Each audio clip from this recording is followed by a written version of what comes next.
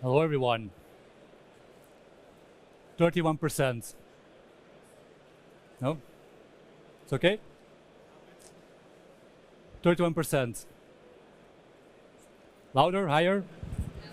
Louder? Okay. Speaking louder, okay. I was asking 31%. Anyone has an idea what this number could indicate?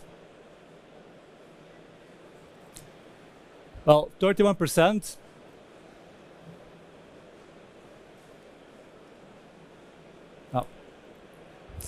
is decrease in organizations that are reporting a minimum viable cyber resilience. Or in other words, the population of organizations that are maintaining that minimum level of cyber resilience, of cybersecurity, is disappearing. Now you can ask yourself, what does this mean? Is this positive or negative? And it could mean that more organizations are doing more than minimum. They're going above that cyber resilience level. Well, in reality, there is a growing cyber inequity. There's a growing divide between, on the one hand, smaller organizations with not enough resources, lower budgets, who have difficult to really create that cyber resilience business. On the other side, we have organizations that have implemented more security controls, that have bigger budgets, more resources, bigger security teams, and they're also more secure. Another question I want to ask you, do you know to which category you belong to as an organization? More on the easy target side or on the more in control side? That's an important thing to know. However, I want to make two remarks. And remark one is that every organization is part of a digital ecosystem. Partners, suppliers, somehow like a neighborhood. And it's in the interest of every organization to strengthen that digital ecosystem. In other words, if you would live in this house, would you really feel secure in this neighborhood, surrounded by easy targets? I don't know. The second remark is that minimum viable cyber resilience, or the concept of what is secure, what is safe, is changing all the time. So the message for every organization, big or small, high cyber resilience, low cyber resilience, the message is the same. And that each organization should keep focus on continuously increasing their security posture. And that's where the session will be about. So my name is Simon Gemoets. I'm Senior Security Consultant at Sigeka, and I help organizations become more cyber resilient. And during today's session, I will talk about some of the key challenges I see, together with a pragmatic approach to tackle those challenges.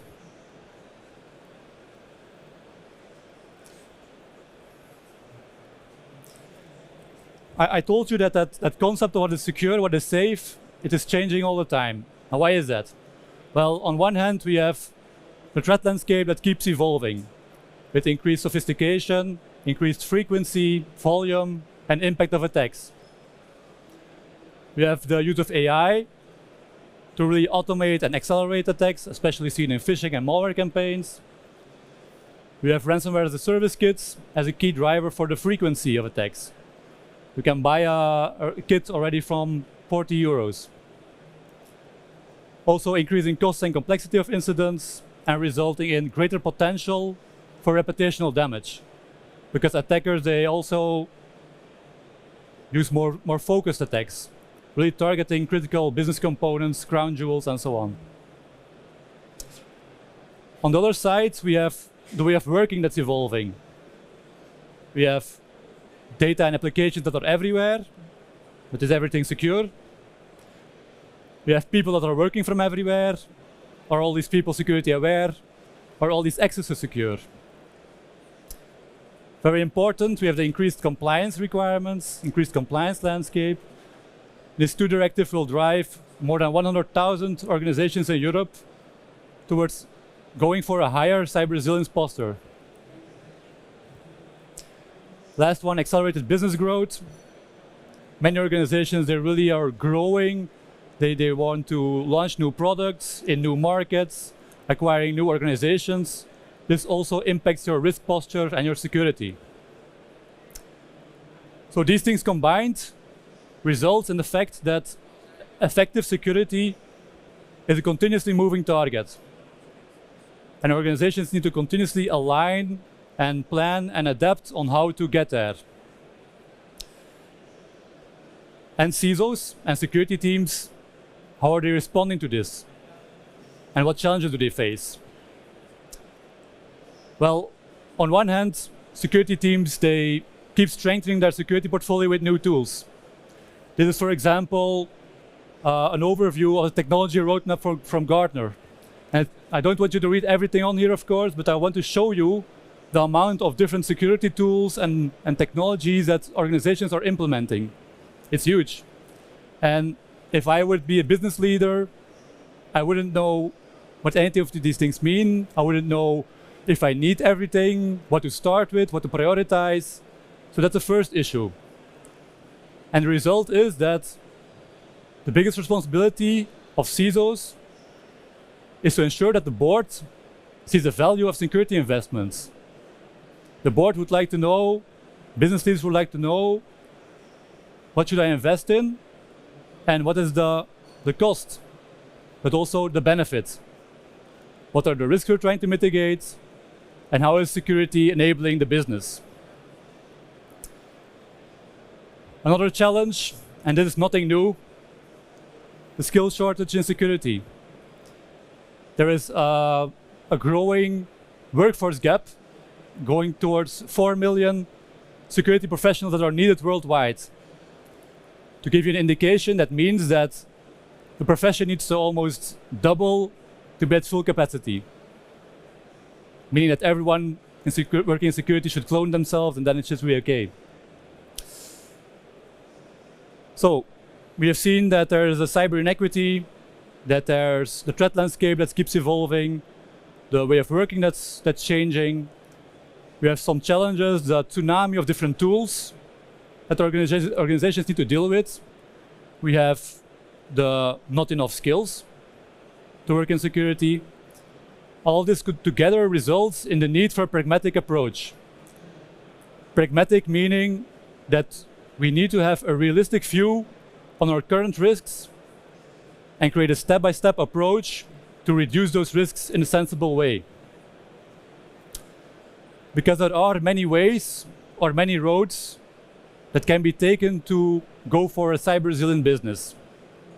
And the ideal road, it depends on your requirements, on your current security posture, on your security team you have at the moment, whether or not, on your budget, and so on. So it's all about assessing and improving the right security controls. Next to this, that road towards cyber resilience, it needs to be a few things. It needs to be cost effective, to make sure that we balance the cost of the investment versus the benefit of the investment. It needs to be phased, because budgets but also resources are not unlimited. This is again where we see a big inequity between bigger organizations and smaller organizations. So we need to work in a phased approach at a pace that's acceptable by the organization itself. It needs to be balanced. We need to invest across all security areas. And we also need to make sure that we do not only invest in buying technology, but also invest in the people and the process to support it. And it needs to be prioritized. What is our most urgent business priority? What's our most critical risk? And to help you define that road, CGK has developed the Continuous Security Advisory Framework, or CSAF. What is CSAF? It is a continuous, modular, and pragmatic approach for assessing and improving security in your business. Continuous meaning that we're transforming security assessments into a continuous security improvement program. Modular, meaning that we are creating smaller, more manageable modules that can fit to every organizational size. And it's easy to start small with one module and ramp up where you're further in your journey. And pragmatic, meaning that we create a program that fits to your organizational needs to really create that step-by-step approach.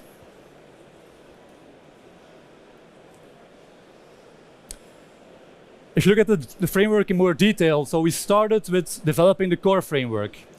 And the core framework we designed with a focus on assessing security as a whole, so in all domains. However, we're looking at it from different angles and perspectives. So we have 4 modules, and some modules are more taking a bottom-up approach, others more top-down, looking at controls, business, policies, and that's how we try to get the full picture of your security. So you have security controls module, which is based on the CIS critical security controls. That's the one that's more operational, more technology focused. We have policy maturity assessment that's based on ISO 27001. So that's focused on the governance, risk management, security policies, of course, the plan, do, check, act cycle. That will be assessed in that module.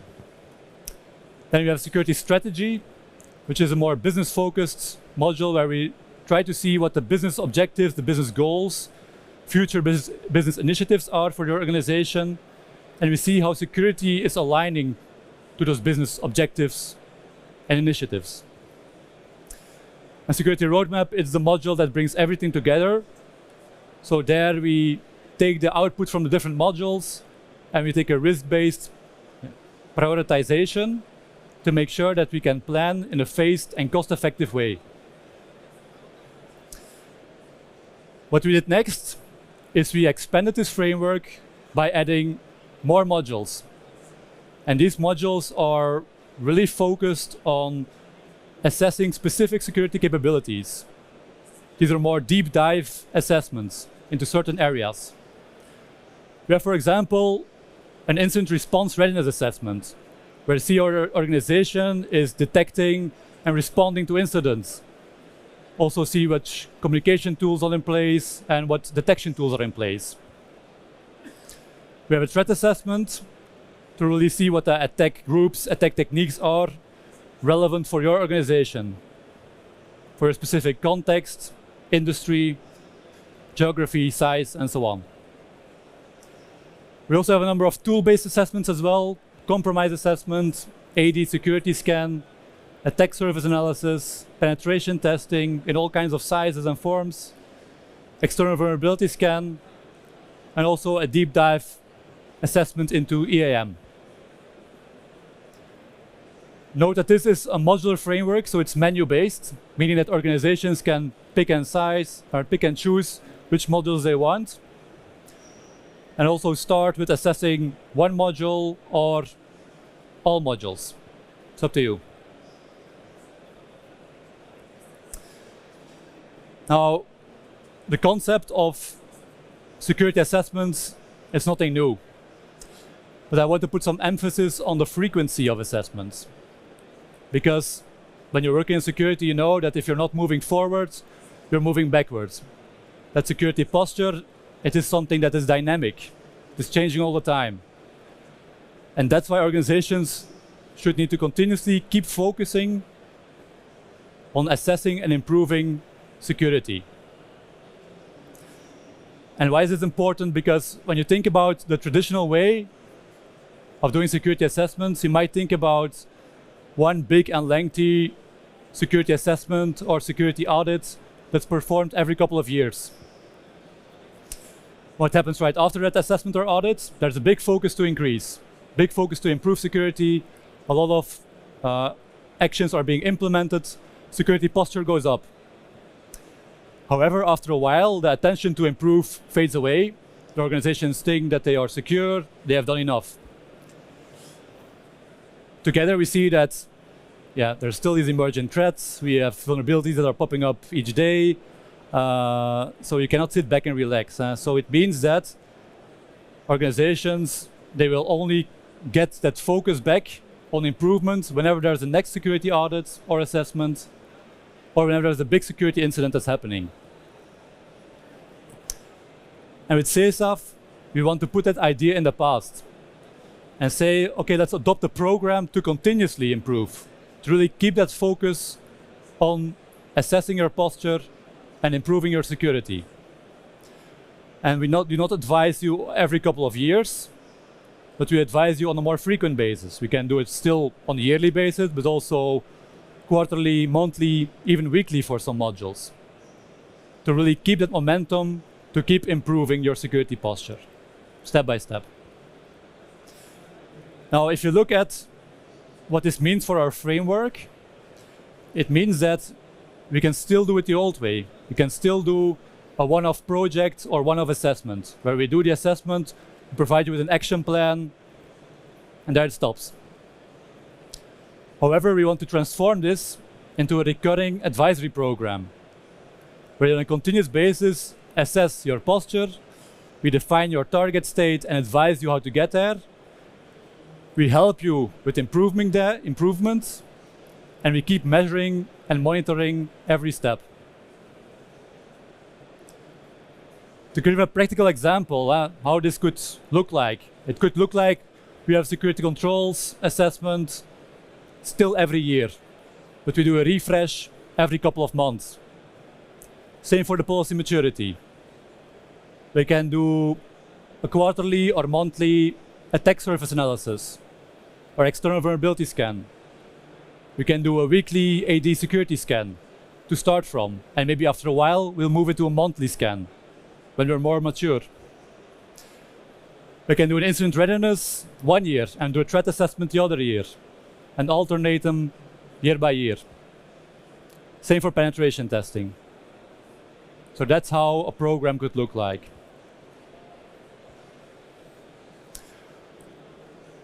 I said in the beginning that not every organization can find the right skills, the right resources, expertise to really drive that program. So that's why we also have our CISO Office as a service, which provides the experienced profiles to really guide you along this journey, to make sure that you keep going on the right path. Where we on one hand have strategic advisors who can give you more strategic advice and make sure that security is being kept aligned with your business objectives, with compliance requirements and your current risks. On the other side, we have more tactical and operational advice with security advisors who can make sure you improve on that part and make sure you also get some assistance with improvements. And note that this is called CISO Office as a service and not CISO as a service. Because CISO Office, we're really combining the CSAF toolkit together with the expertise of the right people at the right time in your journey. There's different expertise needed for a strategic assessment than for a penetration testing, or for a security controls assessment, or for a policy maturity assessment. An additional benefit is that we can provide some continuity to our customers by using the same toolkit. And that we can also make sure that we can take the lessons learned from one organization and apply them to other organizations as well. So if you put everything together, the CISO Office as a service drives your cyber resilience journey in a pragmatic and continuous way using CSAF. And there are 3 simple steps. Step 1 is to select the modules that are fit to your organization. So based on the expanded framework, you can start with just one module, you can start with a couple, you can start with all of them. Then you define your continuous advisory program. You define how often do you want some advice, how often do you want to be assessed on certain aspects. Do you want quarterly, monthly, weekly advice? And third step, let your organization be advised and supported by experienced profiles. So it's strategic advice, tactical advice, and operational advice to really guide you in this journey.